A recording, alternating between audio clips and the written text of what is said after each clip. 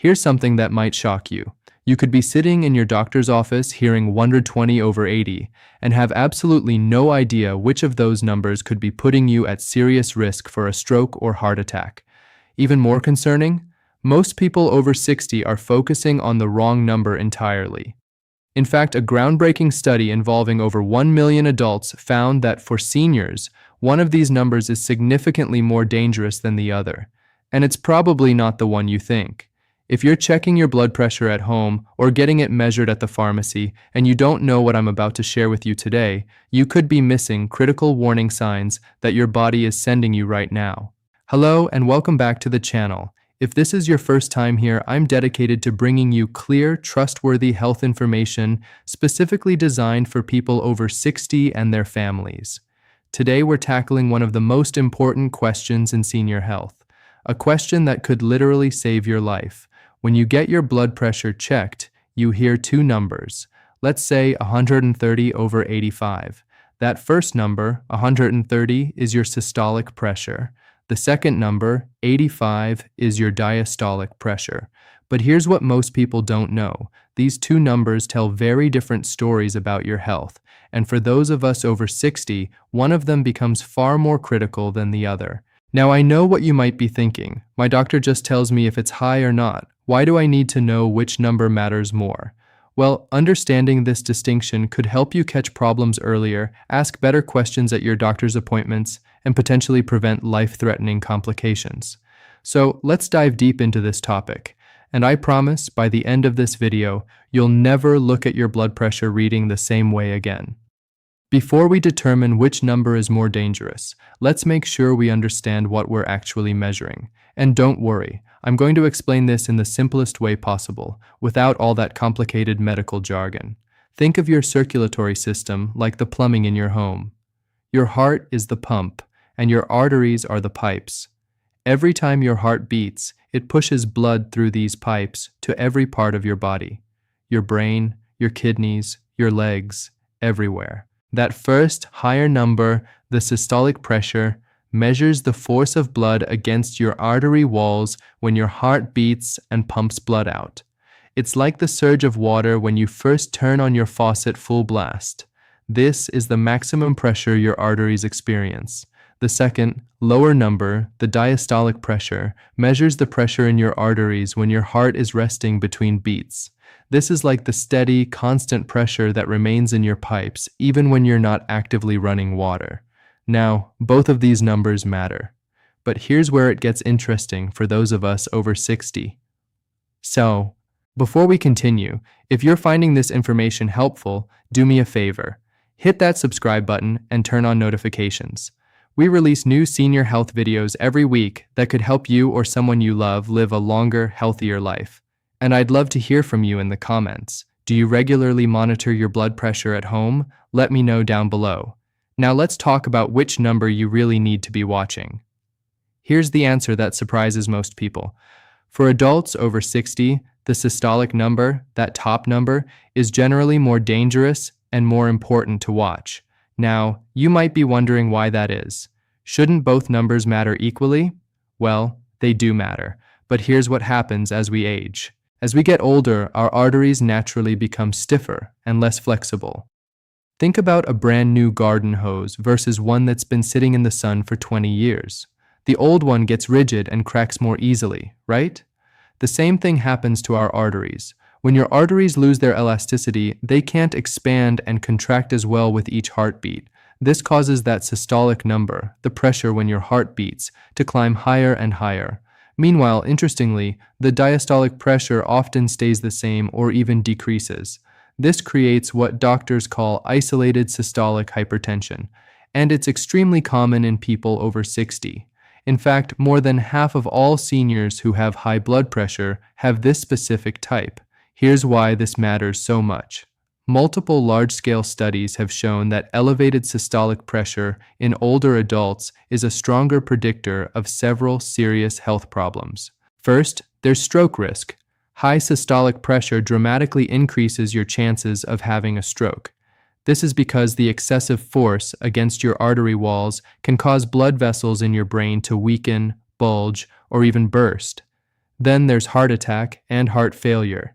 That constant pounding against your artery walls forces your heart to work much harder than it should, eventually weakening this vital muscle. High systolic pressure also contributes to kidney disease. Your kidneys contain thousands of tiny blood vessels that filter your blood. High systolic pressure can damage these delicate filters over time. And finally, there's cognitive decline and dementia. Recent research has shown a concerning connection between high systolic pressure in midlife and senior years and increased risk of memory problems and dementia. One landmark study published in the Journal of the American Medical Association followed over 150,000 older adults and found that systolic pressure was a significantly stronger predictor of cardiovascular events than diastolic pressure in this age group. Now, before you start completely ignoring that bottom number, let me be very clear. Diastolic pressure still matters, especially in certain situations. For younger adults, those under 50, diastolic pressure is actually more predictive of heart problems than systolic pressure. But even for seniors, there are situations where that bottom number demands attention. If your diastolic pressure is consistently above 90, regardless of your age, this is a problem. It means your arteries are under constant pressure even when your heart is resting. It's like your garden hose never getting a break from the water pressure. Eventually, something's going to give. High diastolic pressure can indicate that your arteries are narrowed or clogged, that you might have an underlying kidney problem, or that your heart is having to work too hard all the time. Here's something many seniors don't know. Having a diastolic pressure that's too low can also be dangerous, especially if you're being treated for high blood pressure. If your diastolic pressure drops below 60, particularly if you're on blood pressure medication, this could mean your heart isn't getting enough blood flow when it's resting between beats. Yes, you read that right. Too low can be just as problematic as too high. Think of it this way. Your heart muscle itself needs oxygen-rich blood to function, and it gets most of that blood when it's relaxing between beats. If the diastolic pressure is too low, your heart might not be getting adequate blood supply, which could lead to chest pain or even a heart attack. I've seen many seniors who are so focused on lowering their blood pressure that they don't realize their diastolic has dropped to dangerous levels. This is why working closely with your doctor and monitoring both numbers is so important. Now let me share something that most people, including many healthcare providers, don't discuss enough. There's actually a third number you should be aware of, and it's called pulse pressure. Don't worry, you don't need any special equipment to calculate this. Pulse pressure is simply the difference between your systolic and diastolic numbers. For example, if your blood pressure is 140/70, your pulse pressure is 70. That's 140 minus 70. A high pulse pressure, generally considered to be 60 or above, is particularly concerning for older adults. It indicates that the gap between your systolic and diastolic pressures is widening, which typically means your arteries are becoming increasingly stiff. Research has shown that a high pulse pressure is a strong predictor of heart attacks, strokes, and heart disease, especially in people over 60. In fact, some studies suggest it might be an even better predictor than either systolic or diastolic pressure alone. Let me give you a real-world example. You might have two people with the same systolic pressure of 140. One person's blood pressure is 140/90, giving them a pulse pressure of 50. Another person's is 140/70, giving them a pulse pressure of 70. That second person with the wider gap has stiffer arteries and faces a higher risk of cardiovascular problems, even though they have the same systolic number. This is information you can use right now. The next time you check your blood pressure, do the simple math and calculate your pulse pressure. If it's consistently above 60, that's definitely something to discuss with your doctor. Let me break down what the current guidelines say, specifically for people over 60. And I want you to know that these guidelines have evolved over the years as we've learned more about senior health. According to the American Heart Association and American College of Cardiology, normal blood pressure means a systolic reading less than 120 and a diastolic reading less than 80. Elevated blood pressure is when your systolic is between 120 and 129, with a diastolic still less than 80. High blood pressure stage 1 means a systolic between 130 and 139 or a diastolic between 80 and 89. High blood pressure stage 2 is when your systolic is 140 or higher or your diastolic is 90 or higher. And a hypertensive crisis, which requires emergency care, is when your systolic is higher than 180 or your diastolic is higher than 120. Now, here's something important for seniors. These guidelines apply to you, but your doctor might set slightly different targets based on your individual health situation. For some seniors, especially those over 75 or with certain health conditions, doctors might aim for a systolic pressure of less than 140 rather than less than 130. This isn't because higher blood pressure is okay for older adults. Rather, it's because aggressive treatment to lower blood pressure can sometimes cause problems like dizziness, falls, or dangerously low diastolic pressure. It's a delicate balance that requires personalized medical care. If you're over 60, you also need to watch for something called orthostatic hypotension. This is when your blood pressure drops suddenly when you stand up, causing dizziness or lightheadedness. Many seniors experience this, especially if they're taking blood pressure medications. Here's a practical tip. If you check your blood pressure at home, occasionally check it both sitting and standing to see if there's a significant drop. If your systolic pressure falls by 20 points or more when you stand, or your diastolic drops by 10 points or more, tell your doctor. This could increase your fall risk, which is a serious concern for older adults. If you're over 60 or caring for an elderly loved one, this information could be life-saving. So please keep watching, because what I'm about to share could help you take real action starting today. Knowledge is only powerful when you act on it. So let's talk about concrete steps you can take, starting today, to better manage your blood pressure and protect yourself. First, if you don't already have one, invest in a good quality home blood pressure monitor. Make sure it's been validated for accuracy. You can check the American Medical Association's website for a list of validated devices. And this is important.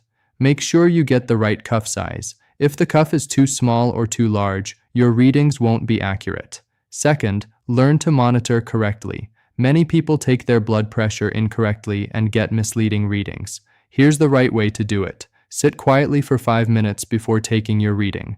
Sit with your back supported and feet flat on the floor. Rest your arm on a table at heart level. Don't talk during the measurement. Take your blood pressure at the same time each day. Take 2 or 3 readings, 1 minute apart, and record all the results. Third, keep a blood pressure log. Write down both numbers, the date, time, and what you were doing before the reading. If you're finding this overwhelming, there are smartphone apps that can help you track this information. Bring this log to your doctor's appointments. It provides much more valuable information than a single reading in the office. Fourth, focus on lifestyle changes. Here's the good news. Lifestyle changes can have a powerful impact on your blood pressure, especially that systolic number. And it's never too late to start. The DASH diet, which stands for Dietary Approaches to Stop Hypertension, has been proven to lower systolic pressure by as much as 11 points in some seniors. This diet emphasizes fruits and vegetables, whole grains, lean proteins, low-fat dairy products, and limited sodium, ideally less than 1,500 milligrams per day. Just reducing your sodium intake alone can lower systolic pressure by 5 to 6 points. Start reading labels. You'll be shocked at how much sodium is hiding in processed foods, canned soups, and even bread. Physical activity is also essential. I know. You've heard this before, but here's why it's especially important for managing that systolic number. Regular physical activity helps keep your arteries flexible and elastic. You don't need to run marathons. In fact, for most seniors, moderate activities are ideal. Brisk walking for 30 minutes, 5 days a week, swimming or water aerobics, gentle cycling, tai chi or yoga. Studies show that regular exercise can lower systolic pressure by 5 to 8 points. Plus, it helps with weight management. Even losing just 5 to 10 pounds can make a significant difference in your blood pressure. Every pound you lose can reduce your systolic pressure by about 1 point. If you drink alcohol, limit it to no more than 1 drink per day for women and 2 for men. And if you smoke, quitting is one of the single best things you can do for your cardiovascular health. Chronic stress also contributes to high blood pressure. Find stress reduction techniques that work for you. Meditation, deep breathing exercises, spending time with loved ones, or pursuing hobbies you enjoy. High blood pressure is often called the silent killer because it usually doesn't cause symptoms until serious damage has occurred. However, there are certain warning signs that should send you to the doctor immediately or even to the emergency room. Seek emergency care if you experience a severe headache, especially if it's sudden and the worst headache of your life. Also, seek emergency care for severe chest pain, difficulty breathing or shortness of breath, vision changes or blurred vision, difficulty speaking or slurred speech, weakness or numbness, especially on one side of your body, or a blood pressure reading above 180/120. These could be signs of a hypertensive crisis, stroke, or heart attack. Don't wait. Call 911 immediately. See your doctor soon if you notice frequent headaches, dizziness, or lightheadedness, especially when standing, nosebleeds that happen more than occasionally, shortness of breath with normal activities, swelling in your ankles or legs, or irregular heartbeat. At your next appointment, come prepared with these questions. What should my target blood pressure be, given my age and overall health? Are my systolic and diastolic pressures both in acceptable ranges? What is my pulse pressure, and is it concerning? If I'm on blood pressure medication, could it be causing my diastolic to go too low? How often should I be monitoring my blood pressure at home? Are there any lifestyle changes I should prioritize? Do I need any additional tests to check for organ damage? Remember, you are your own best health advocate. Don't be afraid to ask questions and speak up about your concerns. If lifestyle changes alone aren't enough to control your blood pressure, medication may be necessary, and there's absolutely no shame in that. Sometimes our bodies need a little extra help, especially as we age. There are several types of blood pressure medications, and they work in different ways. Diuretics, also called water pills, help your body get rid of excess sodium and water. ACE inhibitors relax blood vessels. ARBs, or angiotensin II receptor blockers, also relax blood vessels through a different mechanism. Calcium channel blockers prevent calcium from entering heart and blood vessel cells. Beta blockers reduce heart rate and the heart's pumping force. Starting blood pressure medication as an older adult requires careful monitoring. Your doctor should start you on a low dose and increase gradually while watching for side effects. Some medications that work well for younger adults might not be the best choice for seniors. For example, certain medications can increase fall risk or interact with other medications you're taking. This is why that home blood pressure log I mentioned earlier is so important. It helps your doctor see how your blood pressure responds to medication throughout the day, not just during office visits. I can't stress this enough. If you're experiencing side effects from blood pressure medication, talk to your doctor before stopping it. Suddenly stopping some blood pressure medications can cause your pressure to spike dangerously. Your doctor can adjust your dose or switch you to a different medication. There are some special situations where blood pressure management becomes even more nuanced for seniors. Some research suggests that very aggressive blood pressure lowering in adults over 75 might actually increase the risk of falls and other complications. However, other studies show benefits to lower targets even in this age group. This is truly an area where individualized care based on your overall health, frailty, and other conditions is essential. Many seniors are managing several health conditions at once. Diabetes, kidney disease, heart disease, these conditions affect both your blood pressure and how it should be managed. If you have diabetes, controlling blood pressure is especially critical for protecting your kidneys and eyes. If you have heart disease, your doctor might target different blood pressure goals. If you have chronic kidney disease, both numbers need careful monitoring. If you're watching this video because you're caring for an aging parent or loved one, you play a crucial role in their blood pressure management. You can help by ensuring they take medications as prescribed, helping them maintain a healthy diet, encouraging regular physical activity, monitoring their blood pressure at home, watching for warning signs, and making sure they attend doctor's appointments. Your support and involvement can literally save their life. Let's bring this all together. We started with a question. Which blood pressure number is more dangerous? The answer, especially for those of us over 60, is that the systolic pressure, that top number, is generally the more dangerous and more important number to watch. As our arteries become stiffer with age, that systolic pressure tends to rise, significantly increasing our risk of stroke, heart attack, kidney disease, and cognitive decline. But remember, this doesn't mean you should ignore the diastolic number. Both numbers tell important stories about your cardiovascular health, and both can be dangerous when they're too high or in some cases too low. The most important takeaway is this. Understanding your blood pressure empowers you to take control of your health. You don't have to be a passive recipient of medical care. By monitoring your blood pressure, understanding what the numbers mean, making lifestyle changes, and working closely with your doctor, you can dramatically reduce your risk of serious complications. I've shared a lot of information with you today, and I know it might feel overwhelming. But start small.